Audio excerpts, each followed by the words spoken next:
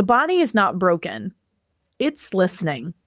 In this episode of Reproductive Rebel, I sit down with Dr. Neja Zupan to explore what happens when the body becomes the healer, not through force, not through fixing, but through frequency, presence, and embodiment. We talk about reclaiming the body's intelligence, healing beyond fear and diagnosis, and what high frequency actually means in the lived flesh. This isn't bypassing. This is embodiment as medicine. Listen now wherever you get your favorite podcasts. Hi, I'm Adrienne Irizarry. I'm an East Asian medicine practitioner who is passionate about women's health and helping women to live their best lives. My goal is to put you in the driver's seat of your health, offering holistic solutions for a symptom-free life. Statements made in this program are for educational purposes only and not intended as a substitution for medical consultation or advice. We do not claim to diagnose, treat, or cure any diseases. This podcast is inclusive and welcomes all gender identities. The focus of the program is on biological function, and we will use the term women throughout, but it is referencing physiological and social challenges for biology, not identity. Come as you are. I am happy you're here and welcome all performances of identity. I hope you find something helpful in this show.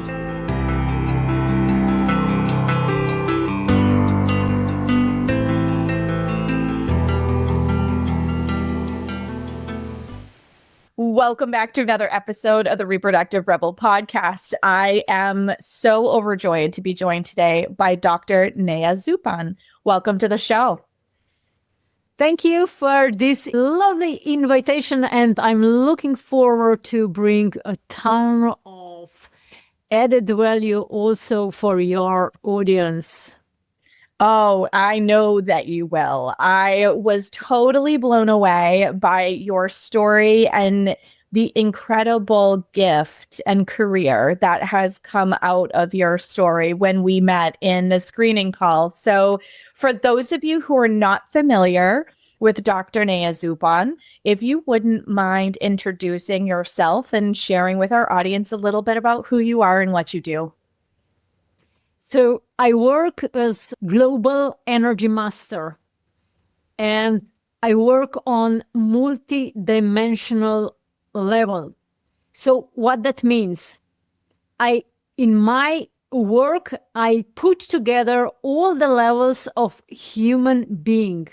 I'm here for all soul-guided individuals, business people, and help them to, or empower them with their energy and presence so that they become next better version of themselves with grace and ease.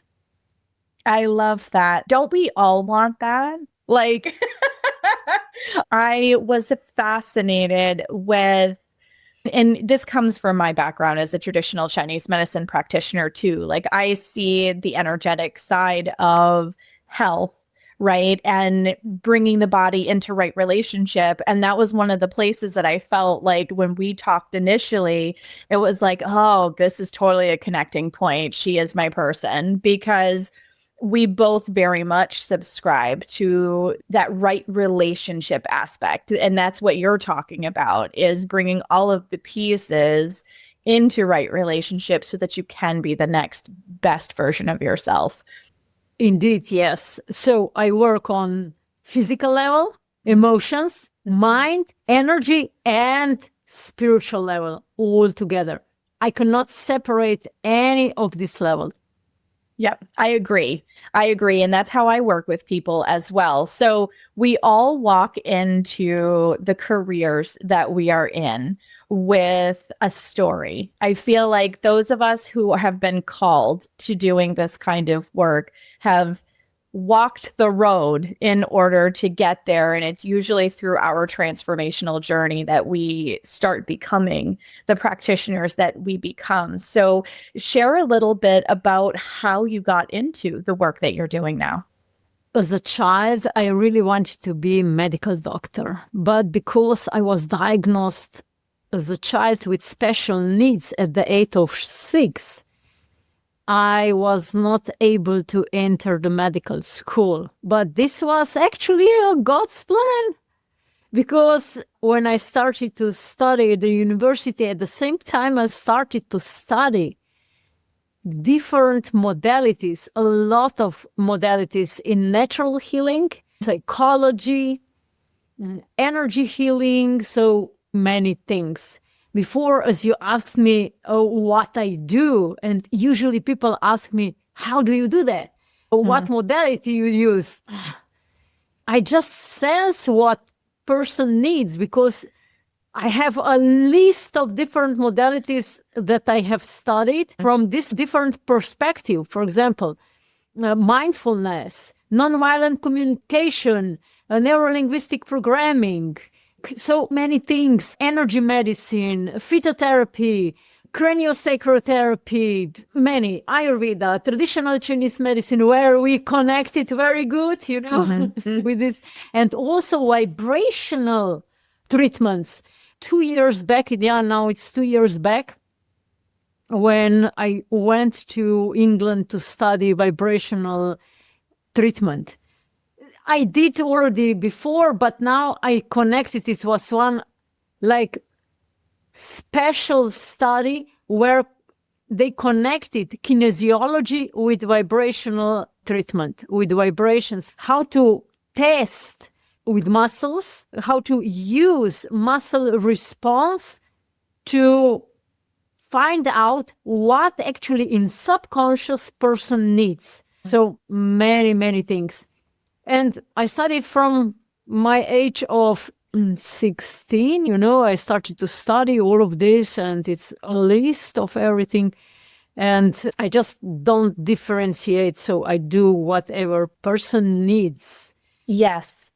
Yes, I resonate with that deeply. This is where my title of psychoalchemist has come from, is the fact that I meet the person where they're at with the tools that they need. And I've studied multiple modalities also for the same reason, because you'll get so far with someone and then you can tell that they need a little more of something different.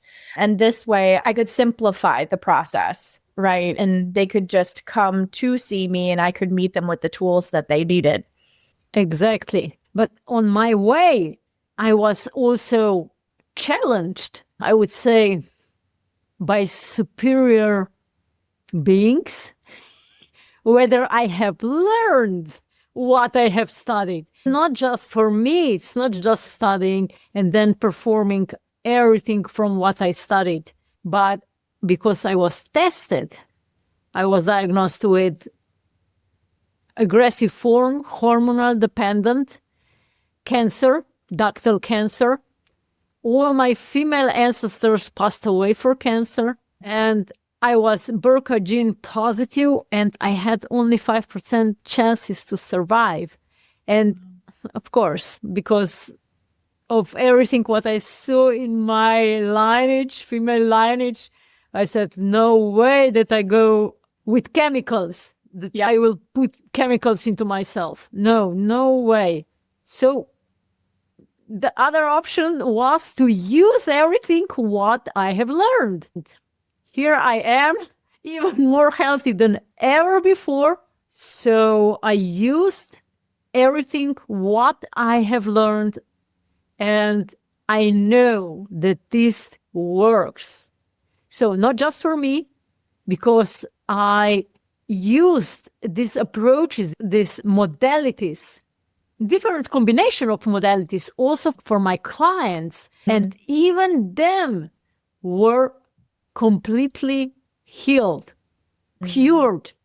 No, in remission. That's, what is that remission? So that just means that, we are staying at one point. No, it's completely gone. An illness is completely gone.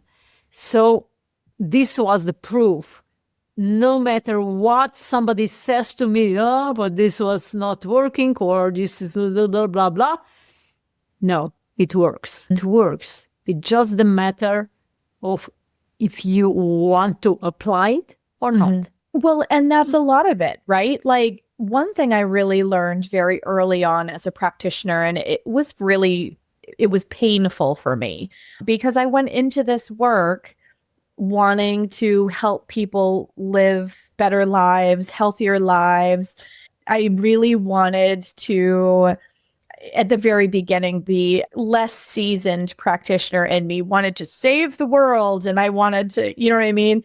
And I realized along that journey that there is a choice where either you're going to align yourself with the tools and really make them a part of you and embody them, or you're going to continue to fight it and you're still going to have the same symptoms and things aren't going to change, because that's where like people really underestimate the power of their mind. Because somewhere, whether it's conscious or unconscious, there is something there that either identifies with their illness or, you know what I mean? And so just listening to what you're saying, like what you're talking about is the embodiment of true right relationship in the body. For me, actually, healing goes deep, profound healing goes beyond mind. Yes, mindset has a huge impact because mind is the biggest enemy of the spirit. That's the truth. Yes. And we all came to this world with a specific, like, or task or a plan for our development. So let's say that we are in a school here. So it's a curriculum, what we need to learn. Yeah. And one of the curriculum is, of course, mind. One is emotions, not control, but how to use emotions, because emotions are energy in motion. Yep. So how to use this energy. And the third is actually this spiritual learning. Sometimes it's not even in the mind something stored, but comes from, I call it karma, from many past lives, when we accumulate things and we don't know, our mind doesn't know this anymore, why something was happening or something is happening now, right now, but it's a consequence of something that we did or didn't do in far past our spiritual life. It was 2010 when I was in one very deep meditation. I go really deep in meditations, and usually my teachers appear people that are masters that are not incarnated in this level of earth, material world, but they appear, and I clearly remember, and I still see this man in front of me, exactly how he looked like. And he said to me, Neja, from here on, mind has nothing to do. So we need to go on a spiritual journey, on this releasing energies from much larger field of who actually we are. And not just our field. That's really funny. Not just our field. Could be also field of our ancestors or field of the nation where we live. I clearly remember as well when I was diagnosed with a cancer, and first really deep healing that happened was when the therapist did for me stimulation of lymphatic flow. But this is not like caressing, skin. This is just a superficial layer of lymph flow. It's the deep. She stimulated the deep flow of the lymph. And what started to come out was sadness. And I started to cry and cry and cry. And I cried for 4 days. Wow. And I didn't have feeling that this is actually my sadness. Yeah. It was sadness that was imprinted in my energy field from my ancestors. And I understand our like human being or energy field like a car. And when somebody from outside bumps into us, of course, in the metal of the car, there is curving. So we need to correct this, repair this. It's just the same in the energy field. So from my ancestors, I was quite damaged. My car was hardly moving. And with this particular session, I described this session in my book that is coming out this year. I expect it in late summer. So whoever would like to have this book, it's the title From Tumor to Humor. So I describe it, but I really felt that this was not my sadness. It was the sadness that was imprinted from my past generations, like inherited trauma. Yes. Yeah. Yes, I see this a lot with my clients too, and it shows up in physical ways. For you, it was showing up as part of your cancer diagnosis. I see it when people like start to talk about something deeply personal and their voice cuts out, or it gets really like garbled and they have a hard time, like they're trying to get the words out, but they physically are struggling doing it. I had an experience kind of similar where for me, the witch wound was showing up in my pelvis and it physically pained me to sit cross-legged on the floor because my whole left side was so locked up and I needed to release the intergenerational trauma that was stuck in this part of my body. It's actually a really big part of the birth story of this podcast, wildly enough. So it was never safe to be seen and heard. So many of us have that in our family line, and it dates back to the burning times and beyond. So a lot of us carry these imprints intergenerationally, and it's a really beautiful, exhausting, because when you're releasing that kind of energy out of your system, and what you were doing is you were breaking this pattern and healing future generations as well as past, which is so important. And yet it can be really physically as well as emotionally exhausting when you have these really big releases. Yeah, I completely agree what you just said, and I feel like all this, not just feel, I know that these huge energy transformations are like giving a birth. Yes, we know that birth, yes, it's a little painful, but what comes out is so beautiful. So we are giving birth, not just to ourselves, but as you so beautiful said, also more opportunities to reincarnate in a better way for our ancestors and to give a better fundament or background to our future generations. So beautiful. Yes, I completely agree. I mean, I'm seeing so many people right now that are accepting the challenge, right? And are stepping into I can heal this for me, but for the future as well. And with everything that's happening geopolitically right now, it is hard to hold that frequency, right? So it really takes some courage to step onto that path of such deep transformational healing.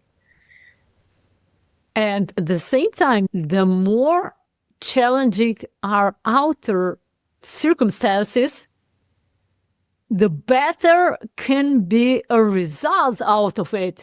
Yes, Because I agree. it was 3 days back when one lady came to me for treatment and she complained with many things. And I said, just remember, the diamond is made under the huge pressure. If the pressure is really little, then no diamond is produced. So, because you are under the huge pressure, you are becoming a beautiful, many carats diamond. Then she started to nod at that one. So I always say when some challenging things appear around me, yes, just more. Give me more, give me more, give me more. Yeah, absolutely. Yeah, this is like speed away or rocket way to new you. Yeah. Well, and what you were just saying reminds me of something that you said in our screening call that I thought was a very different outlook on a challenging situation. So, one of the things that you had said to me in our screening call was that you learned to love your cancer.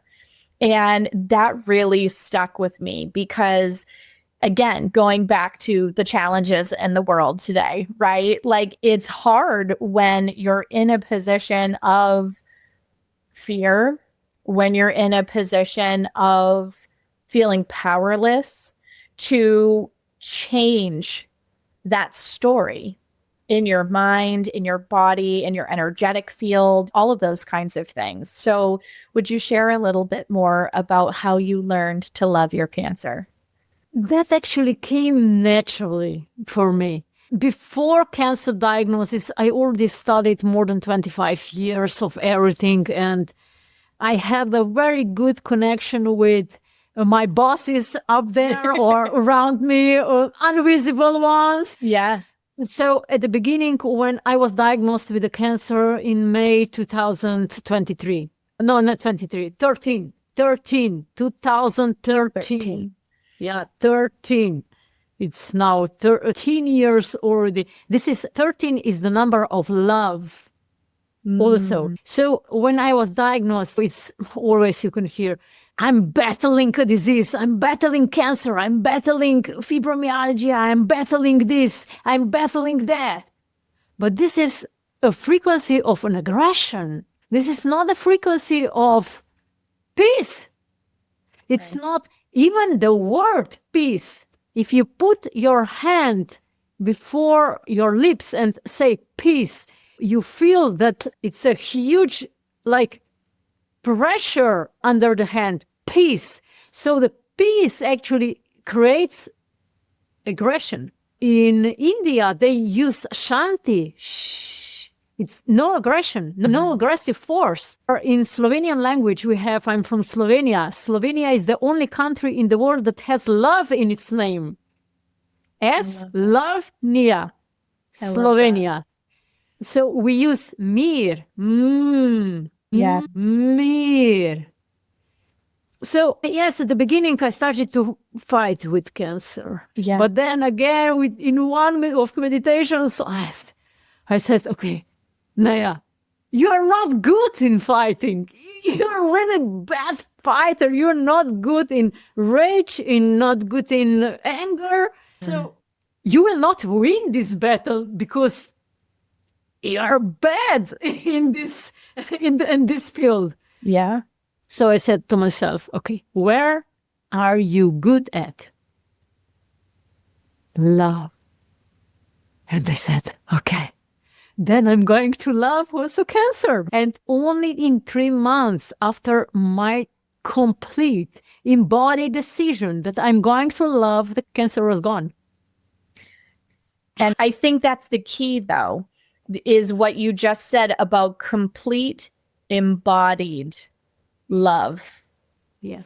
Now, I think a lot of us will tell, and that's where I was kind of going with the idea that like people get attached to certain diagnoses and like as they start to heal, and this was the mind piece that I was talking about earlier, as they start to heal, if they have become completely enmeshed with their diagnosis, it starts getting really scary as they heal because now they don't know who they are anymore. And that was the part that was really hard for me because I had people who were healing and then they like stopped working with me. And I was like, hold on a second, like we were doing the thing. I even had a couple of people who were like angry and came back to me and were like, you haven't done anything for me and this isn't working. And they like pushed me away. And it was a huge eye-opening experience for me because it showed me that this embodiment piece is so deeply important for this kind of deep life-changing, but energetically and family lineage changing kind of healing to take place because there's an embodied understanding resonance with that choice and the way that you're moving through the world, and not just one that is dictated by the ego brain that sits on your shoulders, which society collectively in the West seems to think that this thing on our shoulders is superior to this very intuitive vessel that we live in. But it's the embodiment. Exactly. Embodiment of everything. And what you said with identity, this is false identity. Yes. This is false because we are in the very core, in the inner essence, we are pure love and we are pure light and we are pure peace inside. All people who fight, they fight because they don't have inner peace, because their mind is fighting against the spirit. I love that. I'm going to have to remember how you worded that because it's so true. It's so true. And healing doesn't have to be a fight. Actually, it really shouldn't be.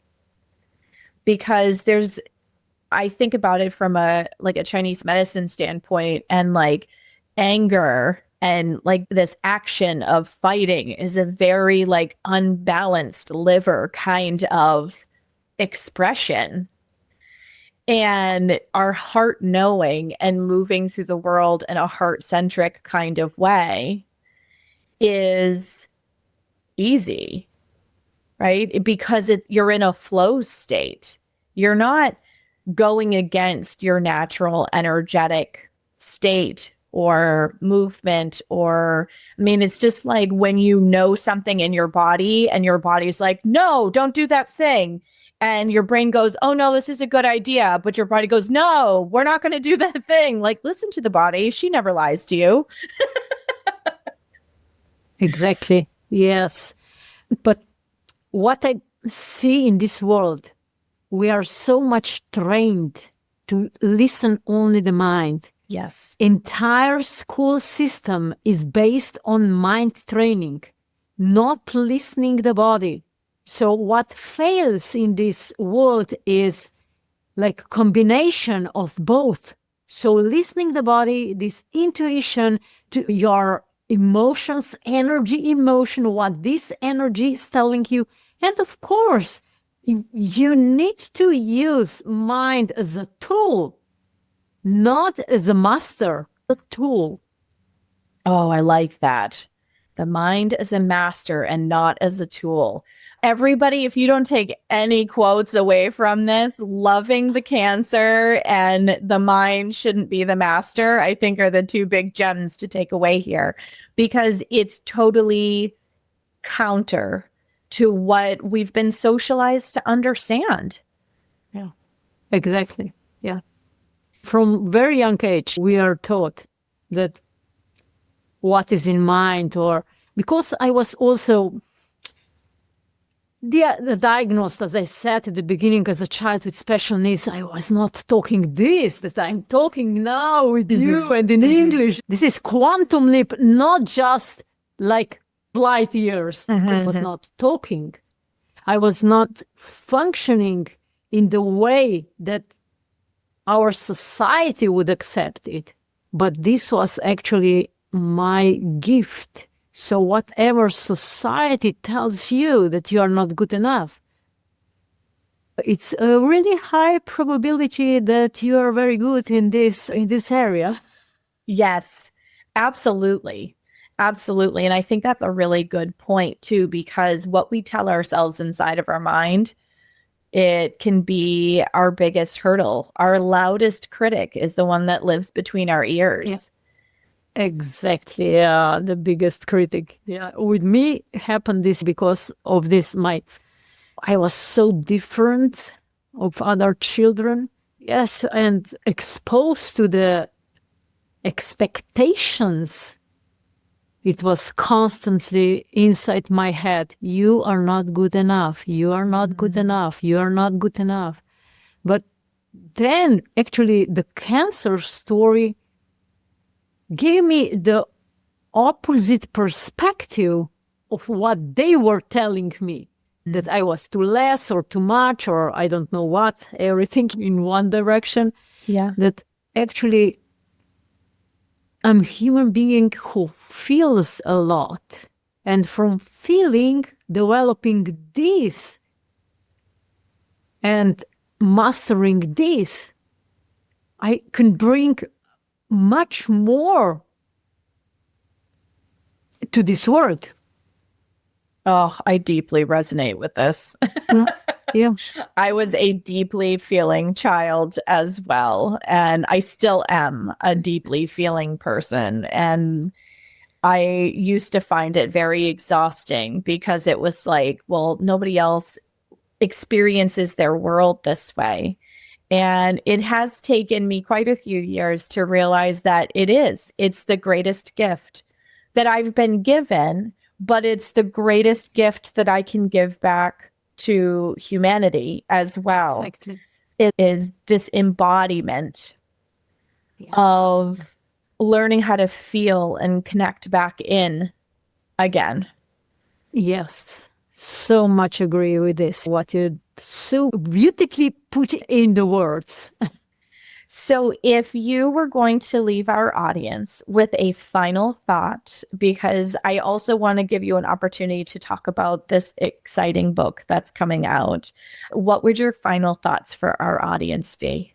I usually suggest to people it costs really nothing, but it brings really a treasure. Start laughing. Yes. Embody happiness and joy. I usually suggest to my clients to put in the middle of the room like imaginary or like real problems, and just imagine that you have in your hands like a huge belt, and you are just, not that you want to beat these problems, but you just in the air, you slam in the air with this belt, and then you can imagine that these problems start to jump and like dance. And when they start to dance and you start to feel better, Yep. then solutions appear. Yes, solutions do appear. Yeah. And another perspective, as you asked before, how I came to loving the cancer. I have just these little tricks that I do with my mind, because this is everything going on in my mind, because mind is stuck.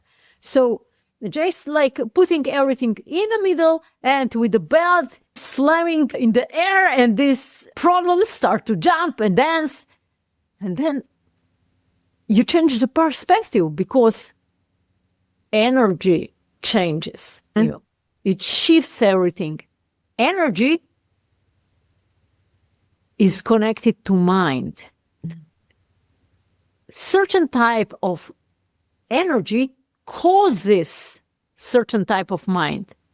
And when you start to jump and play with those problems, you shift the energy and problems shift. Solution. Very simple. I love this. So this is your big takeaway, guys, is creating this energetic shift around things that are challenging. And I think that is one of the best takeaways in the world that we are living in today, for people to work with and begin to shift their frequency. So thank you for sharing that. Welcome. So in the show notes, we are going to have information about how you can reach Dr. Neja. And we are going to have information to connect up with her soon to come out book, which is really exciting. I know this has been a project you've been working on for quite a while. So make sure you check out her book, check her out. She speaks in a lot of really beautiful places. She sends a lot of really great resources to your inbox if that is something that you are interested in participating with. So I just want to say thank you so much for coming on the show, for sharing your beautiful story, your wisdom. And I think this is a perspective that we haven't talked nearly enough about on Reproductive Rebel, but is actually a really core tenet in the work that I do. And I know the work that you do around shifting your frequency and how powerful that can be. So thank you again so much for joining us and for sharing your time and your wisdom.